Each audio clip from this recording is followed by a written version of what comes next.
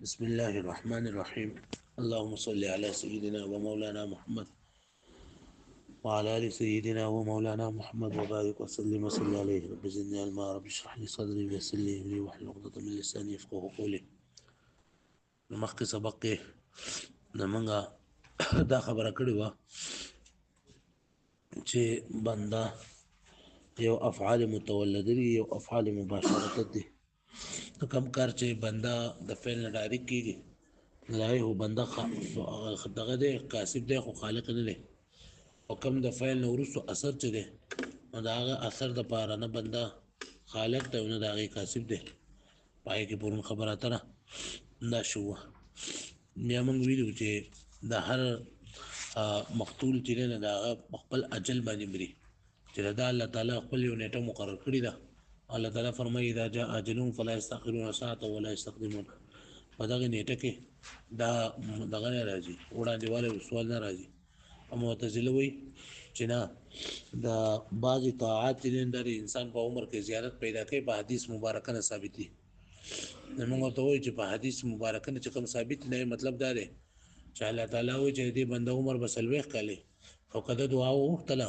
نو د عمر به 80 کاله وي او 1 کاله وي. او دا الله تعالی د مخکې مقرر کړی دی چې دا بنده به دعا غواړي او د عمر به 80 کاله یا او 1 کاله دا وکومه. او دویم نمبر دلایل د هغې دپاره عقلي دلیل دی. عقلي دلیل د هغو دا دی وایي که چېرته دا بنده لپاره د مرګ خپل وخت مقرر وی نو بیا به د قاتل ته سزا نه میلاوېدله.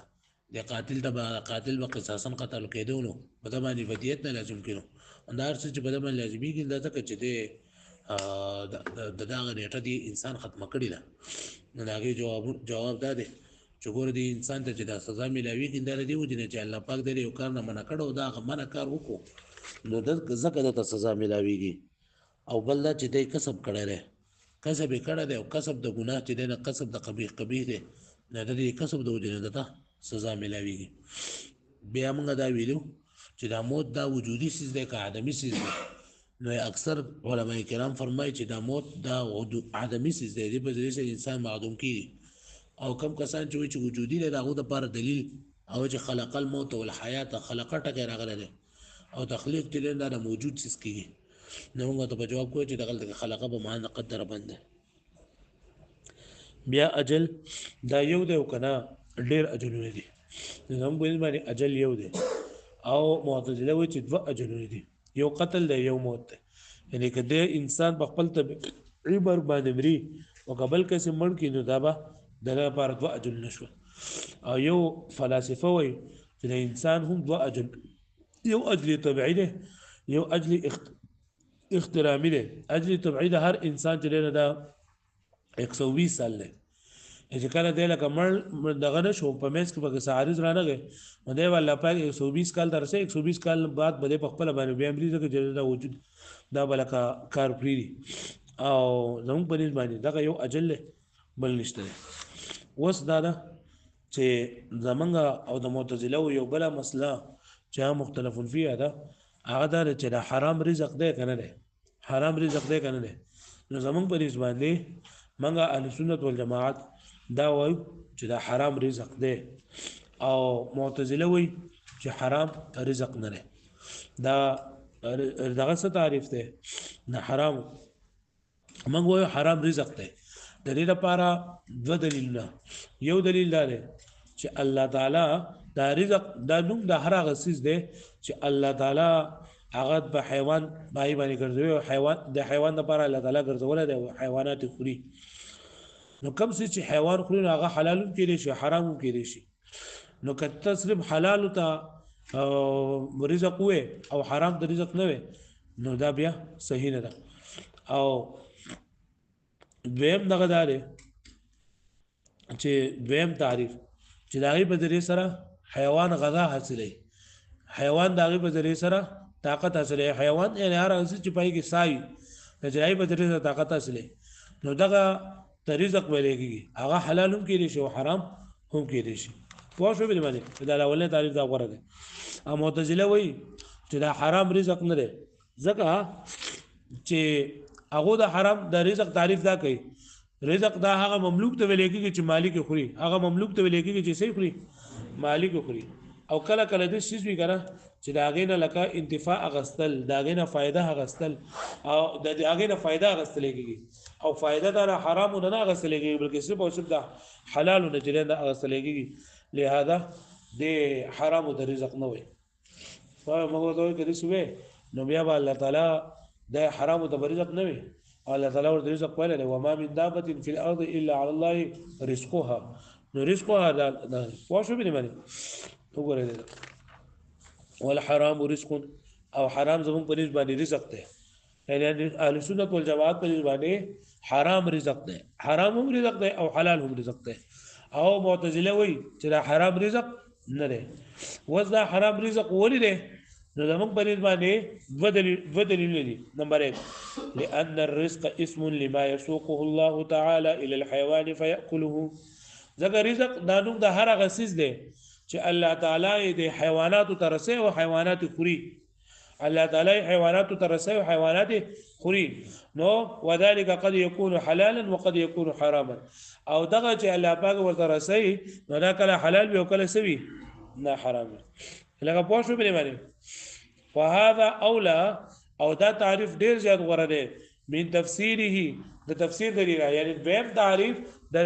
رزق چادا کړی دی چې بما يتغذى به الحيوان چې داغه په ذریعہ سره حیوان غذا حاصلې داغه په ذریعہ سره حیوان غذا حاصلې نو ګوره زمونږ باندې رزق چې داغه په تعریف شو یو تعریف دا شو چې رزق دانوم د هر هغه دی چې الله تعالی د مخلوقات ته رسي او مخلوقات خوري واښوي او دویم د رزق تعریف دا شو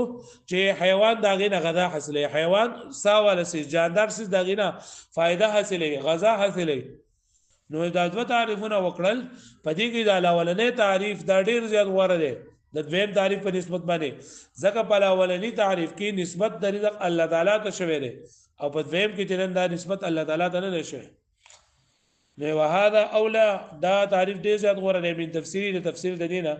چې بما يتغذى به الحيوان چې دا رزق هر هغه څه چې باغ باندې حیوان جاندار څه غذا حاصلې کا خوراک او کسکو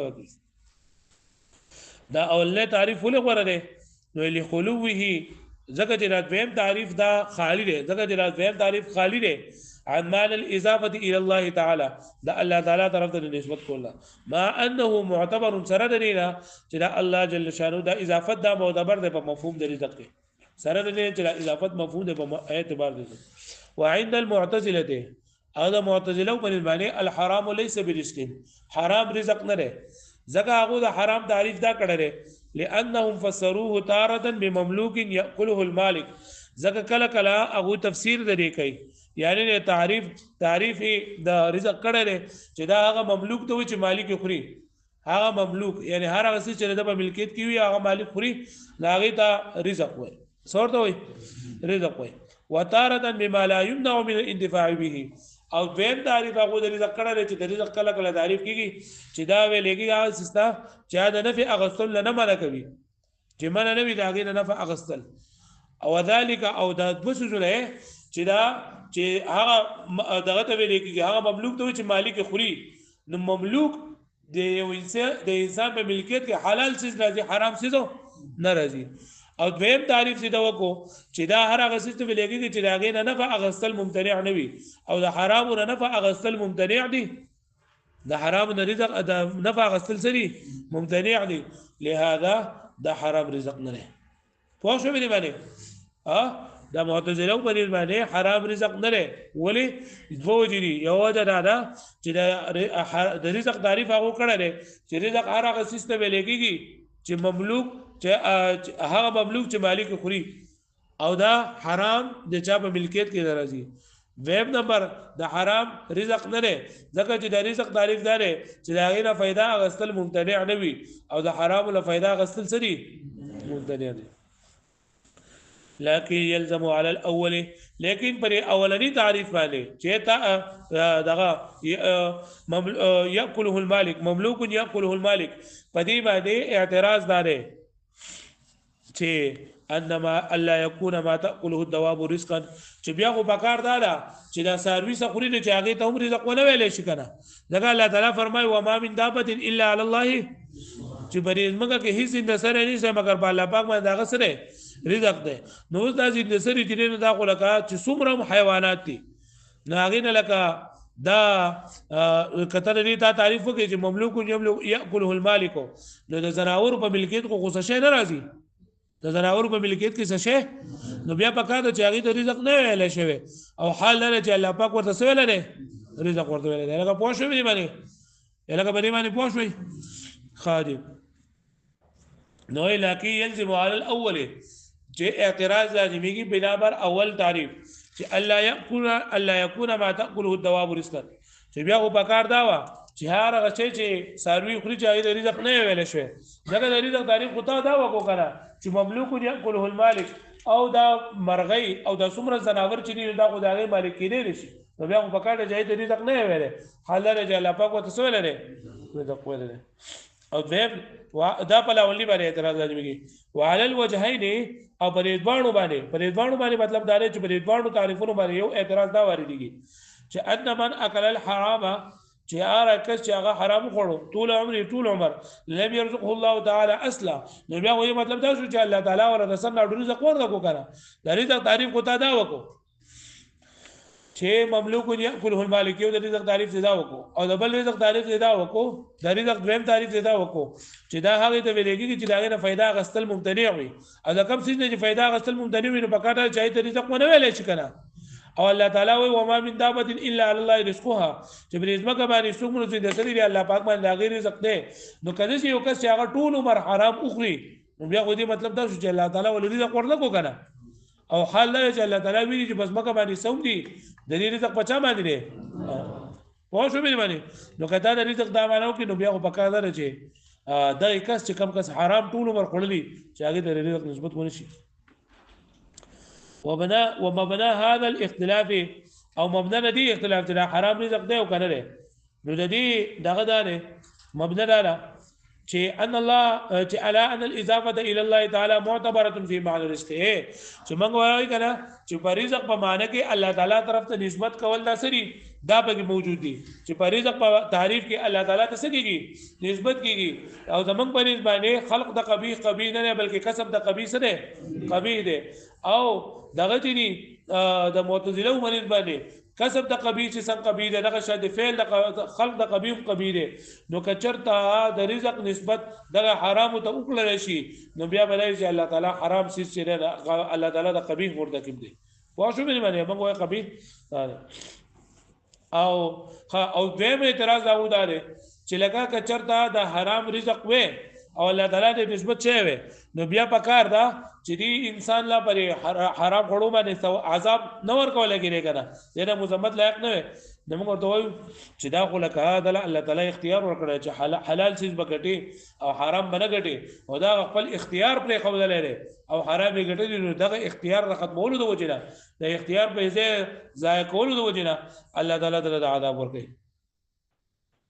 ومبنى هذا الاختلاف او مبنى الاختلاف على ان الاضافه الى الله تعالى معتبره في معنى الرزق چې اضافت نسبت الله تعالی ته معتبر ده په معنی د رزق کې